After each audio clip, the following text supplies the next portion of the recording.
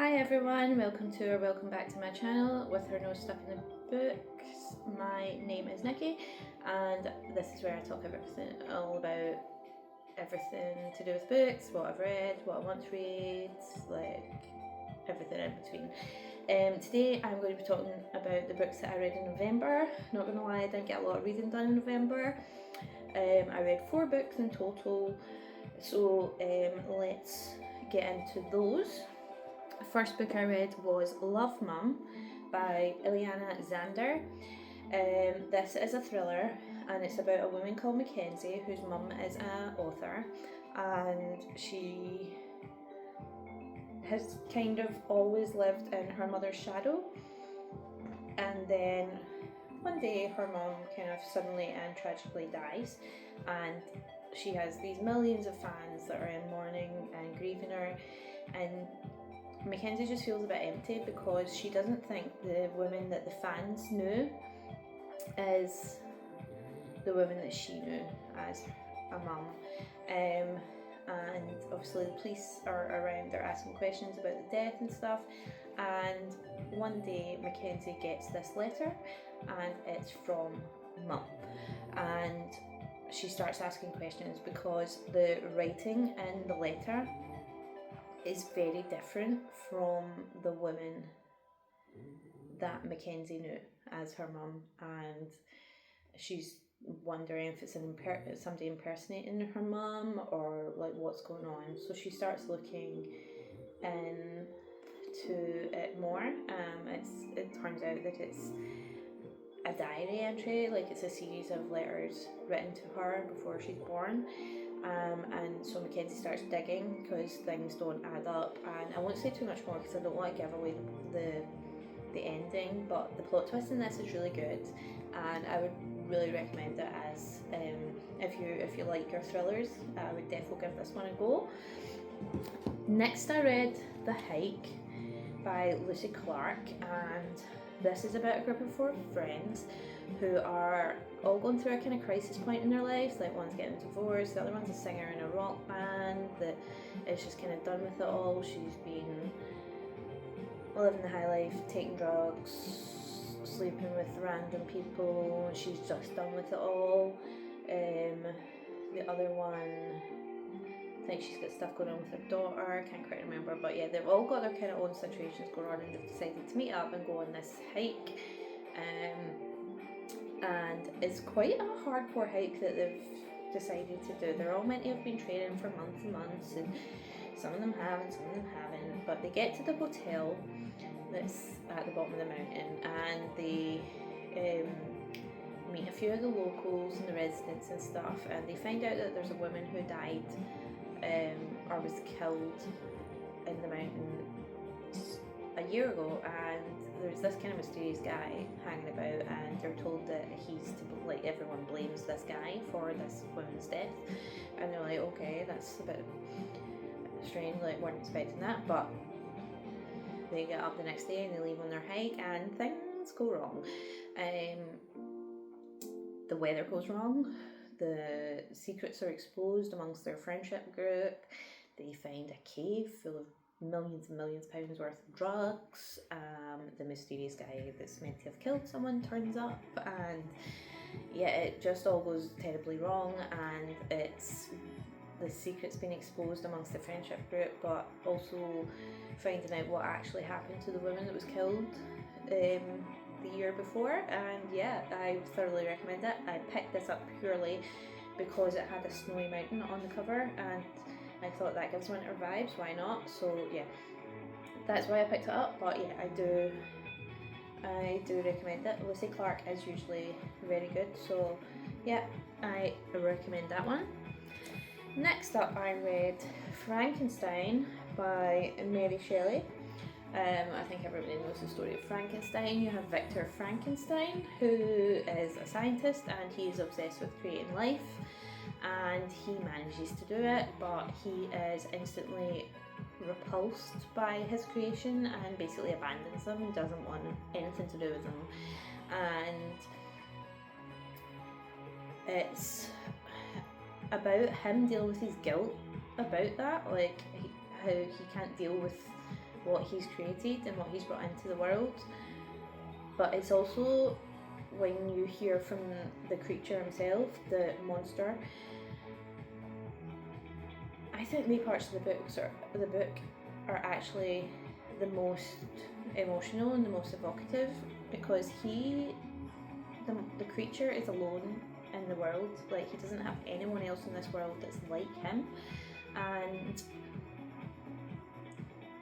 he, like, at one point he literally finds Victor Frankenstein and he's begging him to make him a companion and a mate, or like someone that he can be with, because he's just all alone in this world. He's tried to approach humans, they've rejected him. He's tried to learn to be human and he just keeps getting rejected, and it's heartbreaking. But yeah, so it's wrote in a series of letters, and it's basically kind of someone telling the story of Victor, telling the story of him creating this creature and the consequences of that. And the fact that Mary Shelley wrote this when she was a teenager is insane. The story about how this book was written is a story in itself, and yeah, if you don't know the backstory of how it was written, you should definitely look into it, because it's really, really, really cool. But yeah, I would say this is probably in my top 10 classics of all time now, after reading it. But I would definitely recommend reading it in October, because it's just perfect for that kind of autumny spooky season. But yeah, and again, it's not too long, so if you're intimidated by the classics because they all look like they're huge and difficult and stuff, Frankenstein's probably one of the more accessible classics, because it reads easily and it's not too long. It's under 200 pages, I think. So yeah, I would definitely recommend that one. And then after that, last but not least, I read Emma by Jane Austen. This was for Hardcore Literature Book Club, and I have read Emma before. I read it in the summer in between finishing school and starting uni, so quite a long time ago. And I remember really enjoying it then, but I knew the basics, I remembered the basics about what it was about, but couldn't really remember like the details. And I read it again in November and I really enjoyed it.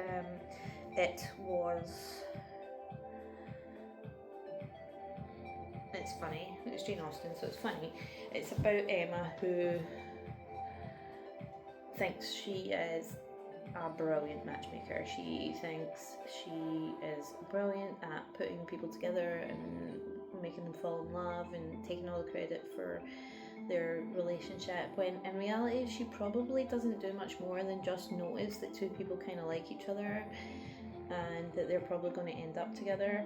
Doesn't actually do much in terms of making it happen, but will tell people that she's the reason that they're together.